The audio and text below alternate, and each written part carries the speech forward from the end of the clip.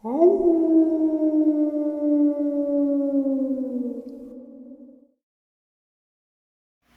greetings and salutations, everyone. I hope everyone is doing well. Wow, what an amazing live stream.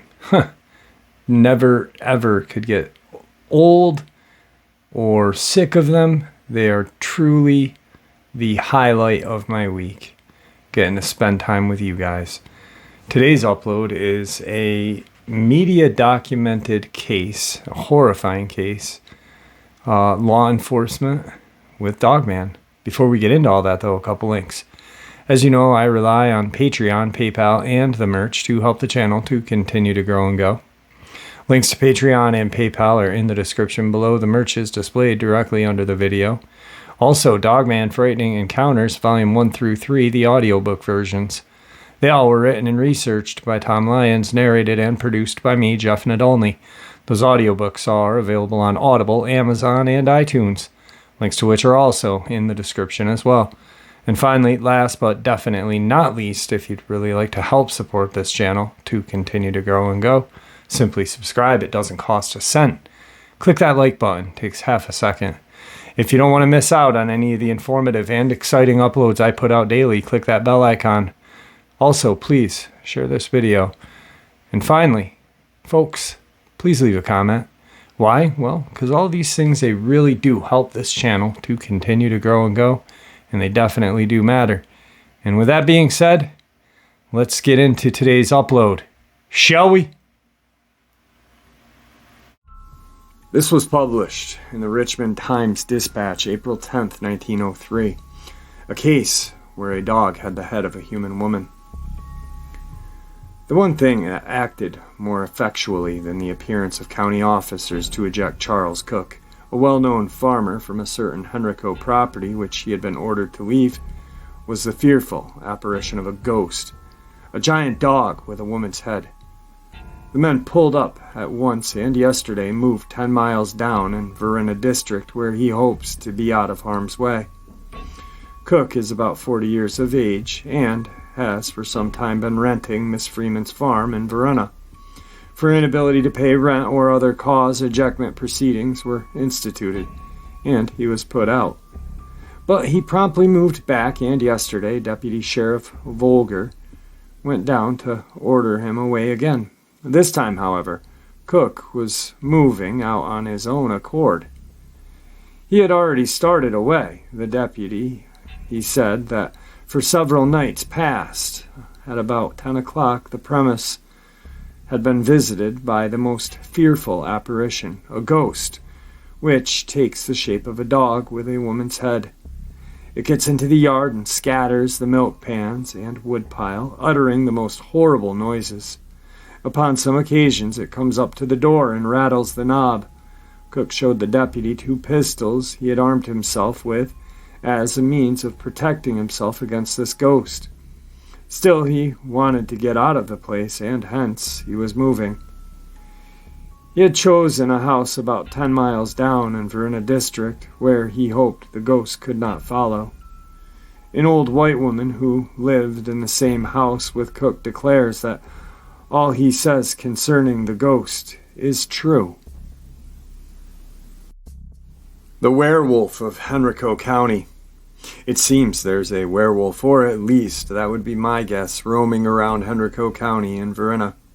In the Confederate Hill Recreation Center, located at 302 Lee Avenue, Highland Springs, Virginia, 23075. It's a well-known local legend, although no one seems to know about its origins. It's only seen during the full moon, and it's been known to howl. It chases people, although it's never hurt or killed any humans. It's 6 feet tall, covered in a grayish white hair. It stands on its hind legs or can run on all fours. It's got a human-like body, but the face is like an animal, practically wolf-like. After reading the stories of the Werewolf of Henrico County, I thought I'd contribute some odd experiences that happened to myself and my husband. My husband used to live with his parents on Old Osborne Turnpike, and their house is right next to the Battlefield Park. They have a large backyard unfenced with a field going back at about 100 yards and woods behind it, which continues into the park. When we first started dating, he was living there, and I would come and visit him and stay over some nights. We would go behind his house and sit on a picnic table and smoke because we couldn't smoke in the house. There were many nights, usually very late, at about 2 or 3 in the morning, when we would sit outside and hear awful howling noises. It sounded like maybe dogs, but I've never heard a dog make sounds like this. A lot of times it creeped us out so much, we would just put out our cigarettes and rush back to his house. Another time in broad daylight, we went outside to smoke and we were sitting on the picnic table. All of a sudden, we saw a pack of white dog wolf things coming towards us. They weren't running or anything, just slowly making their way across his neighbor's backyard toward us. Those dog things came into his backyard and walked across the yard right in front of us. There was something not right about them. They seemed to be in some sort of trance. They didn't seem to notice us at all. They just walked right across the yard, across the field, toward the neighbor's yard, and up the other side. This experience is one of the weirdest things that's ever happened to me because we had no way of explaining where they came from, what they were, or what they were doing. Another experience has become kind of a family legend in my husband's family. This happened about 9 years ago. His family had a pet cat that they used to let outside, before this happened, that is. It was my husband's father's birthday, and they had let the cat outside a while before. They were all sitting around the table, eating birthday cake, when they heard something crash into the glass back door. They rushed to see what the noise was. And they found the cat lying on the ground, covered in crap. I literally mean crap. Apparently, my husband's mom made the joke about a bear had found the cat and wiped his butt with it and threw it against the house. That was the only thing they could come up with to explain the event. Needless to say, the cat is an indoor cat now. Lots of other weird stuff happens around there, but these are the only incidences that might be related to the werewolf. So, throughout the history of this Henrico werewolf, quite a few people said they encountered it. It was not violent. It didn't look like it didn't appear that it wanted to harm them. It acted like, one person described it and said it acted like a puppy as it chased them around. And then, of course, you have the naysayers. There was some ghost hunting group that said, well, it's not a werewolf, it's a Sasquatch, but it had the face of a dog. Well, that's because Hollywood has programmed our brain to call werewolves these shape-shifting things, which they're not. They're just Dogman. So there's just, conflicting, interesting stuff going around. This is the one thing that I was talking about that really quite possibly may have a connection. And it involves law enforcement. That's the coolest part about this one. Sheriff reveals 1966 UFO encounter and the death of dog. If he hadn't seen it with his own eyes, Henrico County Sheriff A.D. Toby Matthews said he might not have believed it. On a bright moonlit night 33 years ago, Matthews said he saw a large unidentified flying object hovering silently over his Verena farm. He suspects whatever was inside this mysterious craft was responsible for snatching and snuffing the life out of his dog. I really saw the thing, I really did, Matthews, 65, said this week when asked to respond to a talk of his close encounter. And I've never seen anything like it since then. Matthews said he never publicly disclosed what he saw until now because he felt no one would believe him. He talked about his UFO experience this week after the Times-Dispatch learned that he had told the story 3 years ago to his former chief deputy during a Christmas dinner in Williamsburg. Matthews, who's fond of sharing personal stories about his life, was candid about the UFO experience, which he noted occurred during a time when such sightings were reported with some regularity by the Richmond area residents. During the summer and spring of 1966, when Matthews said he saw a saucer-like object hover over a cornfield near his farm, and then it disappeared in a flash, more than a half a dozen people, including 3 other Richmond area police officers, reported spotting similar objects hovering over the city, Henrico, and Goochland County. According to the news accounts in the Times-Dispatch and the Richmond News Leader, one Richmond patrolman told the news leader that he chased the UFO in his patrol car. "If I live to be 100 years old, I will never forget it," said former officer William L. Stevens, Jr. in a July 21, 1966 news story. Matthews' UFO encounter had been the subject of gossip for years and recently surfaced again as the local election season draws to be a close. Matthews, a 2-term sheriff, is running for the Varenna district seat on the Henrico Board of Supervisors. With just 4 days left until the general election, Matthews this week recounted his UFO experience with little hesitation. He said it occurred August 9th, 1966, after he had returned home from a psychology class at the former Richmond Professional Institute, now Virginia Commonwealth University.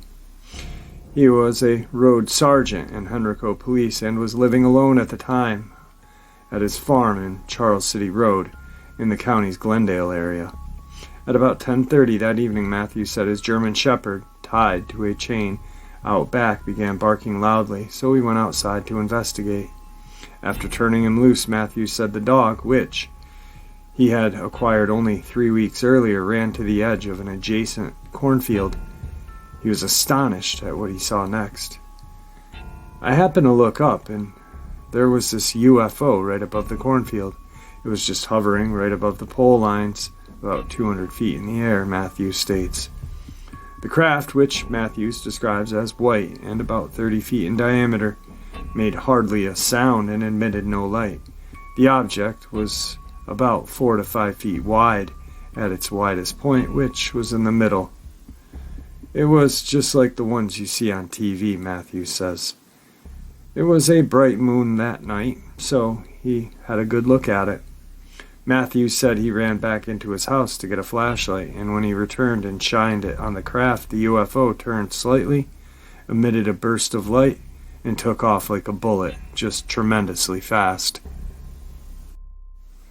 Matthews said he rechained the dog and went to bed after the craft disappeared, got up at about 5 the next morning, and went out to check on his dog. He let it run loose for a few minutes, as his routine was, but the dog never returned.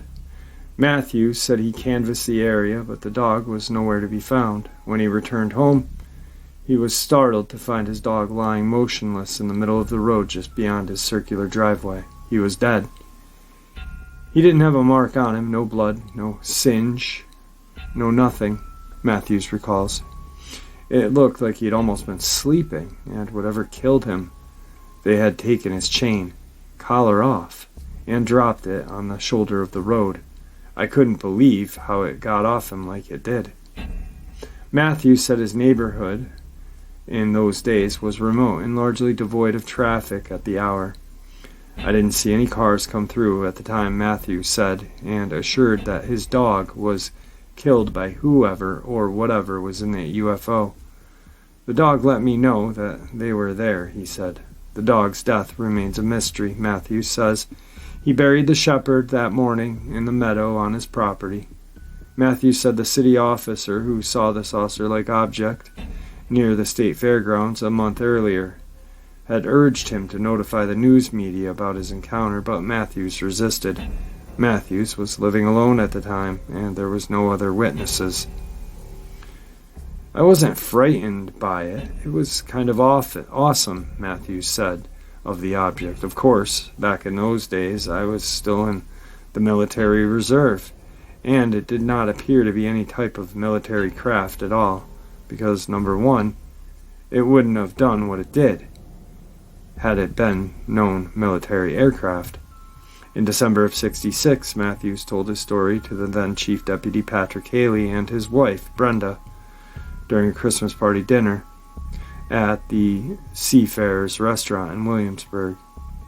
The way he told it was so specific, and he was dead serious. He was not joking, said Haley, who now is the deputy coordinator of law enforcement accreditation for the Virginia Department of Criminal Justice Services. We talked about this for months. Haley, who resigned abruptly after about a year as the department's number 2 officer because he believed incompetent leadership and dishonorable management practices by Matthews created a host of problems with the sheriff's office, recalled Matthews telling him a slightly different story about the encounter. Haley said he remembered Matthews saying the craft had landed and emitted some kind of strong pull that drew him toward it. Although he managed to resist it, Haley also recalled Matthews saying that his dog, after was found dead, appeared to have been burnt and singed. Matthews, however, said those things did not happen, and he shrugged off how his strange encounter may be viewed by the public. Well, I did see it, he said. I really don't know what it was. Well, I believe him, and it's kind of shitty that the other guy, his buddy there, Haley, is kind of doing like a smear campaign because the political BS or whatever have you. But are these related? Are these Dogman, Sasquatch, UFO encounters and sightings related? I think so. I really do. We talked a little bit a couple days ago, about a possible theory that the chimera, I said it the other day, chimera, I sometimes occasionally say that. There was a subscriber who felt it or deemed it necessary to correct me. Thank you, but no thank you. The chimera are demons and this and that. But, look at the ancient alien theories. When these things coming down, were they the angels? Were these things coming down, the angels fighting these chimera or demons that walk the earth? Who knows? But there's just something, man. Something is telling me that it's all connected. It really is. And I am not gonna stop until I figure out what it is. I mean,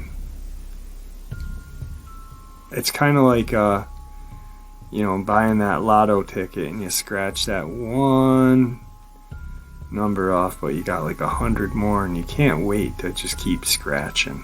And that's what this is like for me right now. I know there's a lot going on in the community. One of my friends, my very good friend, is going to war. And I can't blame him. He's got every right to do what he's doing, to stick up for one of his friends who was publicly humiliated. But I'm staying out of it because this is just driving me friggin' bonkers, and I want to know. I got that scratch and it needs itching, you know what I mean? Anyway, let's move on to some more other encounters in Virginia. There are white things in West Virginia, also known as white devils or devil dogs. White things are described as strange creatures with shaggy white fur. Some are described as having red eyes and large fangs. Some of them walk on 2 legs, while others on 4. And some are described as having more than 4 limbs. It is said that they sound like a woman screaming. They are also described as being very aggressive, but for some peculiar reason, when they attack humans, they don't injure them. Victims describe feeling the teeth rip them apart, but later, when checking, they're fine. Victims also report never being able to fight back. Bullets don't work, and their fists just go through air. The only known weakness is that white things refuse to go into cemeteries. The Sheep Squatch is said to be covered in shaggy white fur and makes screaming noises. It's attempted to attack people before, but most of the time just runs away. Other differences include that it has horns, distinct hands and claws, and apparently smells really bad. The first sighting was in 1929 when a man decided to take a shortcut through the woods on his way home from work. It was in the middle of the night, and all was well, until the man was confronted by a terrifying creature. It was shaped like a large dog. It was covered in long white fur and a big bushy tail. It had a large gaping mouth filled with sharp teeth. The creature launched itself at the man. He threw a lunch pail he was holding at it, and it just went right through the creature. The man ran, but the creature soon slammed into him, biting and scratching at him. The man tried to shove and punch at the creature, but his hands just went right through the thing, like it was made of air. Eventually, the man continued running, even though the beast kept attacking. He ended up running to a nearby cemetery. As soon as he fell near the place, the creature disappeared. Strangely enough, the man checked himself and found no cuts or bites. A second sighting in the 70s when a group of men were out hunting when they heard a sound like someone was screaming in anguish. Suddenly a white creature burst out of the bushes and tackled a man. The man tried to fight the creature and ended up rolling down a hill trying to get it off him. When the friends found him, he was on the ground crying, saying the beast had ripped out his guts. When the men checked his friend, there was not a scratch on him. One woman wrote that she was driving with her husband one night. They were in the area with no lights or houses. She looked forward and noticed a large white creature in the middle of the road. It was on all fours, but when they got closer, it stood up and opened its large mouth to reveal sharp teeth. It then ran into the woods. Another person said they were walking in the woods near their home when they saw a white-furred creature the size of a bear. The person quickly crouched down. They watched the creature for a few minutes before trying to get back into their house. The creature immediately noticed, stood up, and ran off. The person described the creature as being nothing like any known animal. Another woman spotted the white thing, more similar to a Sasquatch. She was house-sitting in the deep woods. She was reading at night when all of a sudden she heard commotion on the back porch. She decided to check it out, looked through the window, and was met with red, glaring eyes. The woman ran into the living room and turned all the lights off. She hid behind a chair and prayed for the creature to go away. Unfortunately, the creature decided to slam its palms on the window and scream. At one point, the screaming stopped, and the woman peeked around the chair to investigate. There stood a 5-foot creature, covered in white shaggy fur, staring right at her. It turned around and started messing with things on the porch again. Though at one point it started to slam on the door and mess with the doorknob. Eventually she heard it jump off the porch, and then complete silence. The woman ran up the stairs and hid, but nothing else happened that night. There have also been a good amount of these creatures attacking livestock. People have reported seeing these creatures ripping down gates to kill goats, pigs, and horse. There aren't many theories as to what these things are. Some people come from native culture and are warning when someone is about to die. Some people, they are just albino wildlife that are scaring people. Others believe it's possibly a new species entirely. Though whether or not the white things of West Virginia are merely albinoed bears or strange new species, it's up to you to decide. Gloucester County, Virginia, on October 3rd, 2020, between 2:30 to 3:30, a witness awoke to the sound of scratching near her bedroom window. She also heard a very loud, penetrating howl screech. She described the sound as rather deep, but the screech was similar to fingernails on a chalkboard. She said the sound was very uncomfortable and seemed to penetrate her body. She had 2 dogs in the room with her. One was a very large beagle, 50 pounds. The other was a mountain lab, 93 pounds. Both dogs seemed to cower, shake, and the hair on their backs stood up. The exterior floodlights kept coming on and off. She got up but didn't look out the window for fear of being illuminated by the lights. So she went out to the front door, sneaked around the house towards the backyard. When she got to the back of the house, she looked around the corner. She saw a large canine-type creature standing on its two rear legs. She said it looked similar to a wolf, was somewhat bronze in color, 6 to 8 feet in height, with a large head, brownish orange eyes. The eyes either reflected the full moon or were luminescent. It had human-like shoulders, chest, and what appeared to be hands consisting of 3 claws and an opposable thumb.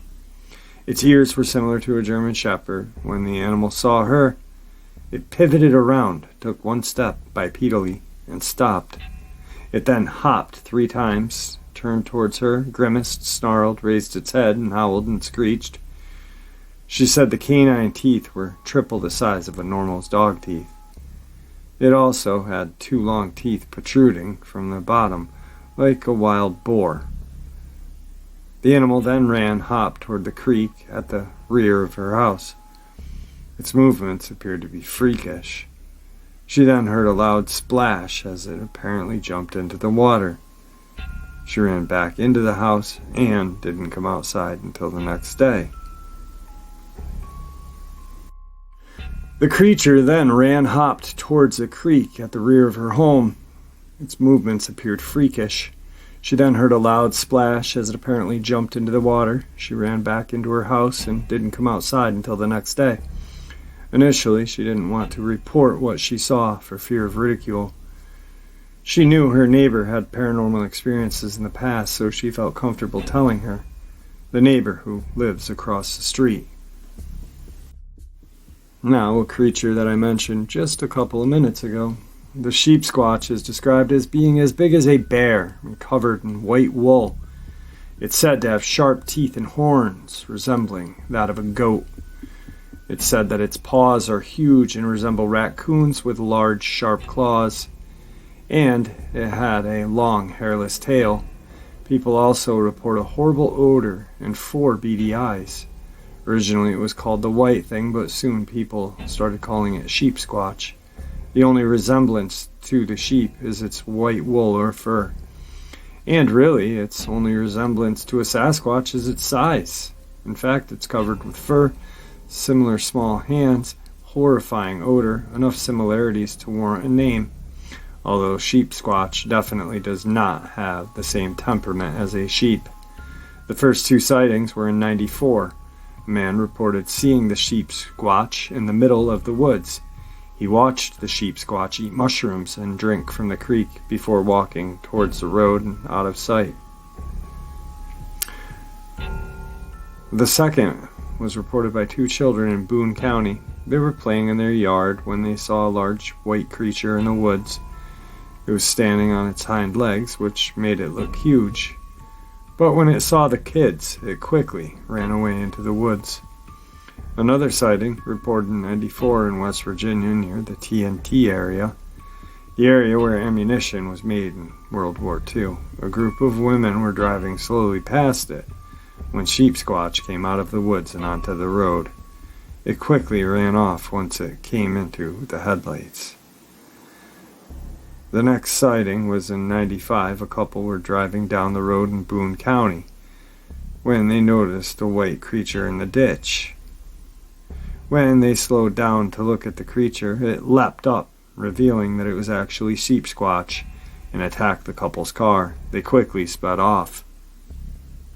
In terror, when examining their car, there were scratches and dents where the creature had attacked. In '99, there were another aggressive attack. A group of campers in Boone County reported hearing bear noises just outside of their camp. Already terrified, they became even more scared when the Sheep Squatch walked into their camp. The campers reported that it let out an unearthly scream, and they ran away. As they ran, they looked back and saw it standing up and glaring at them. When they returned to their camp, it looked like it had been ransacked by wild animals. At one point in Mason County, 3 people reported seeing the Sheep Squatch. It was a cold, wintry night. They were driving to Charleston. They were on the road in the woods when they rounded a corner. The driver noticed a large white creature. In shock, he backed up to get a better look. His companion spotted the creature and promptly started screaming. The creature stood on its hind legs, locked eyes with the driver, then ran off. A little while later, 2 hunters reported that they ran across a huge white creature. That let out a horrifying growl. The creature then ran at them, growling, causing the men to run for their lives.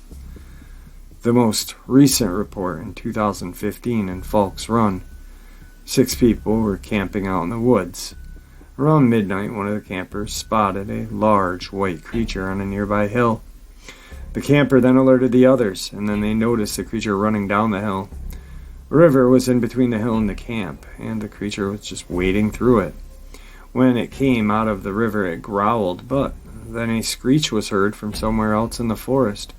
The creature then whimpered and ran away in fear. The campers promptly packed up and left. Some people theorize that it's a new species of its own, and others theorize that it's a new species of bear. Some people think it's a misidentified bear. Though, whether or not the Sheep Squatch is Bigfoot cousin, or simply an albinoed black bear, it's up to you to decide. Well, folks, that was today's upload. I hope you enjoyed it as much as I enjoyed sharing it with you. I'd like to thank you all for supporting this channel. Your support is what makes this channel continue to grow and go and make it so special.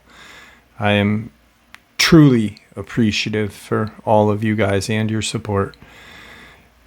With that, please stay safe, happy, healthy, and ever vigilant. Please keep an eye on your children, your pets, your loved ones, your friends. We know these creatures are out there, and we know they are real. Stay safe, and God bless you all.